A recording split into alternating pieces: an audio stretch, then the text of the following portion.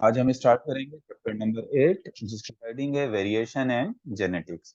तो चलो सबसे पहले जो है वो जेनेटिक्स की डेफिनेशन, जेनेटिक्स क्या है, सबसे पहले जेनेटिक्स की डेफिनेशन को डिस्कस करते हैं। तो जो जेनेटिक्स किसको कहते हैं? जेनेटिक्स हम कहते हैं scientific study of heredity and variation.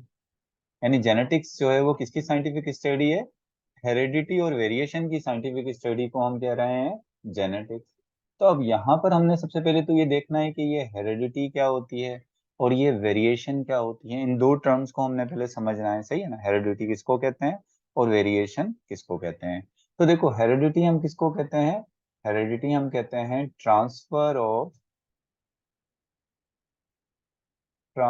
Of characters from parents to offspring. यानी पेरेंट्स से ऑफस्प्रिंग में जो कैरेक्टर ट्रांसफर होते हैं, कैरेक्टर में क्या क्या आ जाता है। मिसाल के तौर पे अगर मैं इंसानों की बात करूं, स्किन का कलर आपका एक कैरेक्टर है, आपकी हाइट जो है वो आपका एक कैरेक्टर है, आपकी आईज का कलर आपका क्या है, एक कैरेक्टर है। आपका जो है वो नॉर्मली जो आपका ब्लड ग्रुप है, ये क्या है? आपका कैरेक्टर है। ये कैरेक्टर पेरेंट्स से जो ऑफस्प्रिंग में ट्रांसफर होते हैं, इसको हम क्या कहते हैं? हेरिडिटी कहते हैं। अब मिसाल के तौर पे देखो, एक मुर्गी जो होती है, उसके अंडे से, मुर्गी के अंडे से जो है वो मुर्गी का बच्चा ही निकलता है। मुर्गी के अंडे से बतख का बच्चा तो नहीं निकलेगा, और जो बतख का अंडा है उससे बतख का बच्चा ही निकलता है। क्यों? क्योंकि मुर्गी अपने कैरेक्टर अपने एग में ट्रांसफर करती है और फिर वो कैरेक्टर उसके बच्चे में ट्रांसफर हो जाते हैं, और बतख ने भी अपने ही कैरेक्टर ट्रांसफर किए होते हैं, तभी तो उसमें से बतख का बच्चा निकलता है। तो मतलब ये कि जो ये कैरेक्टर्स होते हैं जो पेरेंट्स ऑफ स्प्रिंग में ट्रांसफर होते हैं, इसको हम क्या कहते हैं? इसको हम कहते हैं हेरिडिटी। सही है ना। मिसाल के तौर पे मैं अगर ऐसे कहूं कि आपकी मदर के हेयर्स कर्ली थे, तो आपकी मदर्स के अगर हेयर कर्ली थे तो हो सकता है शायद आपके हेयर कर्ली हों। सीधे स्ट्रेट भी हो सकते हैं, आपकी सिस्टर के हेयर स्ट्रेट भी हो सकते हैं। आपकी मदर की 2 आईज थी, आपकी भी 2 आईज हैं। सही है ना। ऐसे ही जो है वो कैरेक्टर्स जो हैं, वो जितने भी कैरेक्टर्स हैं आपके मदर और फादर से जो आप में ट्रांसफर हुए हैं, वो हेरिडिटी है। लेकिन आपको पता है कि एग्जैक्टली सेम कैरेक्टर ट्रांसफर नहीं, जरूरी नहीं है कि सेम के सेम कैरेक्टर ट्रांसफर है। जरूरी नहीं है कि आपके मदर के हेयर कर्ली हैं तो आपके भी कर्ली हों, आपके स्ट्रेट भी हो सकते हैं। तो मत, या जो जो कैरेक्टर आपको मिले हैं, जरूरी नहीं है वो कैरेक्टर आपके भाई बहनों को भी मिले हैं।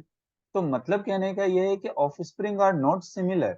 यानी जो एक ही पेरेंट्स के ऑफस्प्रिंग होते हैं वो एक दूसरे के सिमिलर नहीं होते। Similar to one another. Offspring एक दूसरे से सिमिलर नहीं होते। और विद देयर पेरेंट्स, ऑफस्प्रिंग जो होते हैं, एक ही पेरेंट्स के ऑफस्प्रिंग एक दूसरे से सिमिलर नहीं होते, और अपने पेरेंट के भी बिल्कुल सिमिलर नहीं होते। तो ये जो डिफरेंस होता है, this difference is called variation. This difference is called variation. ये जो फर्क होता है इसको हम क्या कहते हैं? वेरिएशन कहते हैं। मतलब पेरेंट्स अपने कैरेक्टर अपने ऑफस्प्रिंग में ट्रांसफर करते हैं, ये प्रोसेस हेरिडिटी है।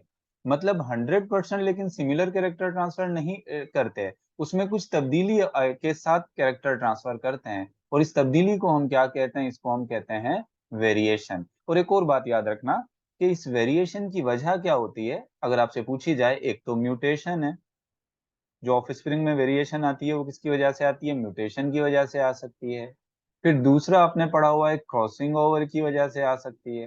म्यूटेशन और क्रॉसिंग ओवर हम डिस्कस कर चुके हैं। तीसरा जो हमने अभी डिस्कस नहीं किया, इस चैप्टर में डिस्कस कर लेंगे, इंडिपेंडेंट असॉर्टमेंट। सारी सी बात है, आपसे जो है वो क्वेश्चन किया जा सकता है कि वो कौन से प्रोसेस हैं जिनके जरिए वेरिएशन आती है। म्यूटेशन के जरिए आती है, क्रॉसिंग ओवर के जरिए आती है, और इंडिपेंडेंट असॉर्टमेंट के जरिए जो है वो वेरिएशन आती है। कैसे आती है इनको भी हमने आगे डिस्कस करना है, इसी चैप्टर में डिस्कस करना है। यहाँ तो मैंने सिर्फ आपको हेरिडिटी और वेरिएशन के अंदर डिफरेंस बताना था कि हेरिडिटी और वेरिएशन के अंदर डिफरेंस क्या होता है। अच्छा, कभी कभी हेरिडिटी की जगह एक टर्म और इस्तेमाल होती है, इनहेरिटेंस। एक टर्म और इस्तेमाल होती है जिसको हम क्या कहते हैं, जिसको हम कहते हैं inheritance.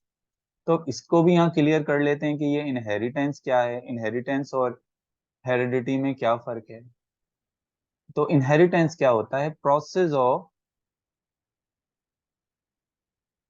Transfer of process of transfer of heredity character